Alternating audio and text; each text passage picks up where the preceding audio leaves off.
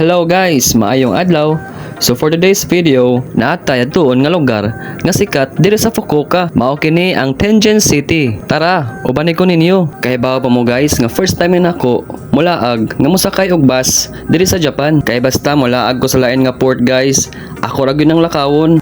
Pero karon, layo man ang Tenjin sa port, sumusakay ta og bus padung didto. Ug karon naabot na ta sa waiting area sa bus. Ug na-amaze pug ko sa ilang bus diri kay kanabit ang murag mini train nga nagdagan sa kalsada tungod sa kataas. Pero sa tinuod lang, sagol kulba og kuyaw ang akong gibati. Tungod kay first time na nako musakay og bus diri sa Japan. Kanabit ang mahadlok ka masaag tungod kay basin nyag malangay ka o mabian ka sa barko. Unsaon na lang. Pero since naa naman ta diri, ato ning suwayan ang pagbiyahe ug atong tagaan og reward ang atong kaugalingon pinaagi sa paglaag nga walay kwartahay. Motuo mo ana dili. Gikan sa port padung sa Tenjin guys, 15 minutes lang ang biyahe. O karon naabot na gyud mi diri sa Tenjin City. Limpyo kaya ang lugar guys ug ma-feel gyud nimo nga safe gyud kaayo ang ilang lugar diri. Kana bitaw magpabitay kasi mo pita ka og cellphone nga wala joy kawatan nga moduol nimo. Dili pareha sa kulon guys nga bisag lawilaw man ang imong pita ka sa ilawom sa bag, makuha gyapon sa mga snatcher. Pero bisan pa man guys, proud gahapon ta nga Pinoy. Kanabit ang proud nga daghang snatcher sa Pinas. Limpyo jud kay ilang lugar guys, wala jud kay makita nga basura daplin sa kalsada. Ug sa akong paglakaw guys, nakakita ako og dirig tindahan nga daghan kayog mga accessories. Ug ni-try ko og sulod, ug karon nakakita ako og headset nga pwede na kong magamit sa akong trabaho. Since okay naman guys nga magtrabaho nga mag-headset, kaya na bitang maabtan ka og laay sa imong trabaho tungod kay wa kay gipaminaw nga sounds. Kini laging music lover ta guys, nga kung naay sounds, malingaw ta og gana kaayo ang atong pagtrabaho. Relate kayo mo, di ba? Pero guys, baratohon ni akong gipalit tungod kay wala pa ko ka-afford atong pinakanindot nga quality. Og okay lang kaya na ako guys, at least na ako'y magamit. Kay tinuod gyud na ilang gingon guys nga pag ikaw na mismo ang mo abroad, magpanagana ka na og gasto tungod kay lisod kayo pangitaon ang kwarta sa barko. Relate na pod ang mga seafarer sa Pilipinas. Karon padung na tagawas sa shop. Ug sa dihang pagawas na ako guys, nakakita ko kini nga tindahan nga usapod sa pinakasikat diri sa Tenjin. Dili ko mukaon guys, pero atong suwayon og duol kung unsa ginaa diri nga tinda. Kay curious man ta, ato kaning adtuon ngadto sa sulod. Naagi day tagang klase nga ramen diri guys. Ug kuyaw kayo ang ilang setup sa sulod. Kay kanabit tong magkaon ka nga murag naa ka sa computer shop. Kanang dili nimo makita ang ubang customer nga nagkaon sa dining.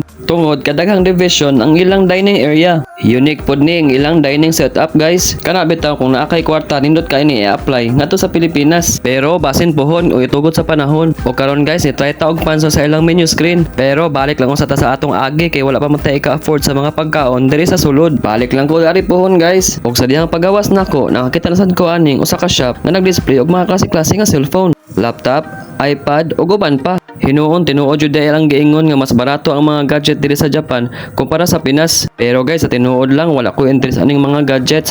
Ako lang kini gipakita ninyo kay para namoy idea kung pananglitan mo bakasyon mo diri sa Japan. Naapod sila yung mga klase-klase nga iPad guys nga pwede magamit sa mga bata sa ilang eskwela. Okay kayo ni guys kung pang school purposes lang ni, pero kung for gaming o himuon nagduaan sa mga bata, kana dili na gyud na maayo. Sama ni akong nakita guys nga 11,800 yen. Kung sa Philippine money pa, narana siya sa 4,500. Nasa sila display diri nga klase-klase nga laptop nga pwede kayo magamit sa inyong trabaho ug sa eskwelahan. Pero guys, no interest usa ko ana. O karon nakakita na sad ko aning mga souvenirs nga pwede natundad sa Pinas. Klase-klase nga display nga akong nakita guys. Kana bitaw makakita ka ingon ani nga design nga kahibaw na kaog diin gikan. Kung fan ka ani, ninot kani ibutang sa imong kwarto. Sama aning mga ref magnet nga mao'y kasagaran ni pasalubong sa mga OFW kung mauli na og Pinas. Ug sa akong paglakaw-lakaw guys, nakalimot ko nga hapit na ang oras akong pagbalik sa barko. Ug maayo gani pagawas ako sa kalsada na dayon ang bus. Kana bitaw malingaw lang ta sig tanaw sa palibot nya nakalimutan dita sa oras. Pero sige lang, tagsara bitaw ta makagawas. After 15 minutes to 20 minutes naabot na kita sa port kung asa naka-standby ang atong barko. Ug ang akong sakyan nga bus guys,